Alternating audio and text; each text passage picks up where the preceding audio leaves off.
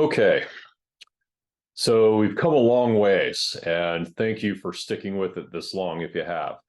So now I want to talk a little bit about what it actually means to advance my career goals. Like, how do I actually do it? What do I actually need?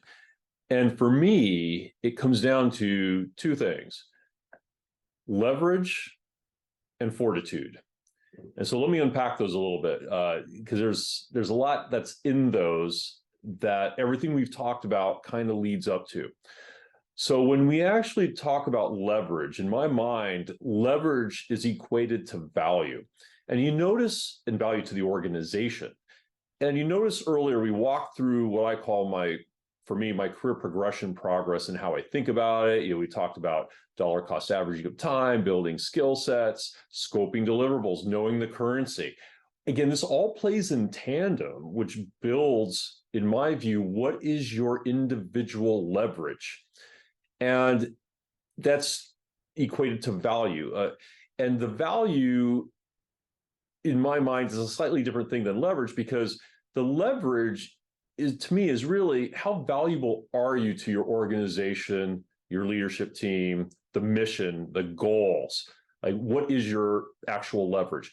Because that's what allows you then to be competitive for the next career level or ladder or whatever it is that you're going after. Because that is the sum total of your portfolio as executed in value, meaning what did you actually provide the business?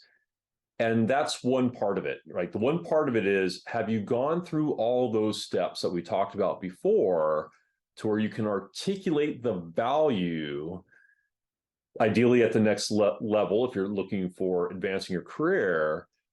And does it align with the values and what the organization values, so they want to keep you and they want to see you promote, they want you to take on more scope because you're adding more value to the business. And that's what I mean by leverage. So if you go through that and you have leverage, now the other part of that is, have you displayed the fortitude to get there? And what I mean by fortitude is, we talked a lot earlier about time and their use of time and the fortitude to maybe invest a little bit more time or take on that project and take some risk or get out of your comfort zone. Or if you've done all of that on the fortitude side and your level's capped out, you just can't grow, do you have the fortitude to go take a risk in a new job? And it's the two things together that are really important when you go to actually advance your career, because the career leverage is really what you want to have in order to basically articulate your position on why it is that you're valuable to the organization or you're ready for the next career advancement level. And then do you have the fortitude to do everything you need to do to get to that stage, or sometimes to make a change? So I know that's kind of a very quick discussion on how you actually advance your career as we get to the end, almost the end of the series. But it's important to recognize that all of the things we talked about up to this point were to build up your leverage and the things that you need to have fortitude in my opinion, to go advance your career. Because I'll go back to the statement that, change doesn't happen without pressure. And sometimes you have to have the fortitude to give yourself some pressure.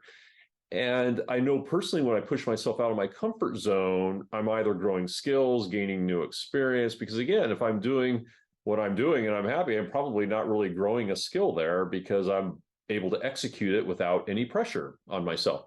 So I know it's kind of a very quick summary to what actually the culmination of advancing your career is.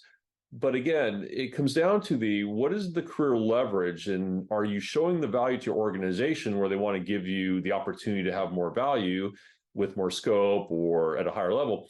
And then do you have the fortitude to actually execute through it and to get to that stage and make the investments and stick with it and, be positive, in a role that where you might be not doing it because it's not your passion, but you're going to learn a great skill that's going to add to your overall portfolio of skills for your next role.